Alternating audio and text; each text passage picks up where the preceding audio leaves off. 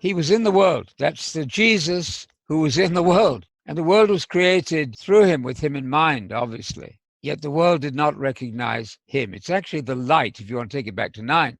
The true light who gives light to everyone was coming into the world. Now when he's in the world here in 10, that light has become a person. There's a very interesting grammatical point there. In verse 9, that light is a neuter, because a light is a thing, because Jesus is what that light became. You could argue for which there. The true light, which gives light to everyone, was coming into the world. That's talking about him becoming a human being, so it wouldn't matter, either one. He was in the world, and the world was created through him. Well, the Word, what becomes a human being, is the Word. The mistake is to think of the Word as a person in the start, at the beginning.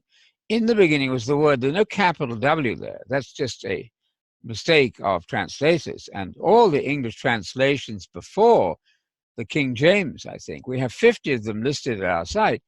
They said the word was an it there. It was in the beginning. All things were created through it. The Word is not capital W. The beginning was the Word. That's the mind, plan, project of God. And it was with God. Now, that's a very un-English way of speaking.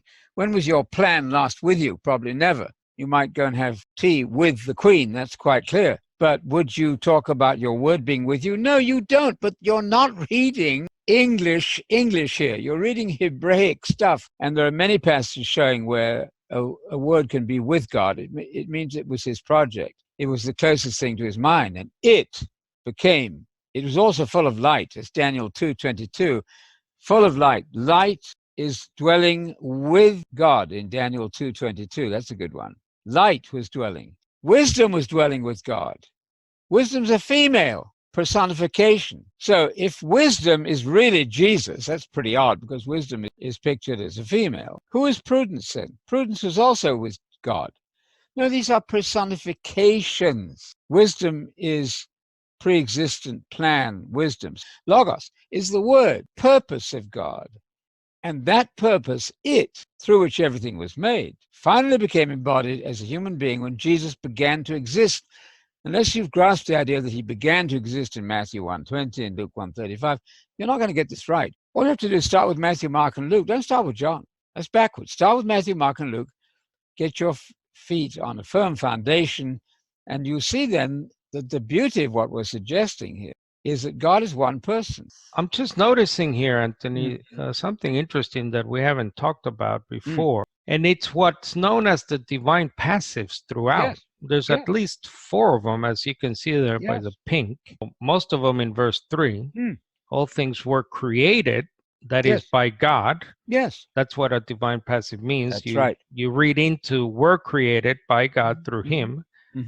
Not one thing was created that is by God. Right. That has been created that is by God. So, and again, in the verse 10 of the question, now the reason I bring this up is because John 1:1 is a favorite of what I call the Jesus is God movement. Yes. People. Yes. So they read into verse 1, in the beginning was Jesus. Yes. And Jesus was with God, or the Son was with God, and Jesus or the Son was God. Yeah. Now, if Jesus was God, and not just was God, but they talk about Jesus as the creator of Genesis. They use texts like, as you know, Colossians 1, Hebrews 1:10.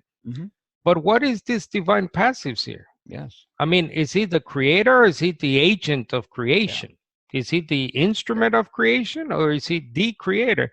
Well, capital W is what you need to take away. And that's at Fuller Seminary. Colin Brown, in a very orthodox evangelical seminary, he says, in the beginning was the Word. It doesn't say, in the beginning was the Son. The Son is what the Word became, not one-to-one equal with the pre-existing Word. Colin Brown said that in a wonderful article in 1981. People read that as though it says, in the beginning was the Son. It doesn't say that. So take the capital W off Word, it, the Word. All things were made through that Word. That's the Son in mind, but not yet existing. Called Son of God in the New Testament means that you are not God. There's no such phrase as God the Son. You made that up. That's not in the Bible.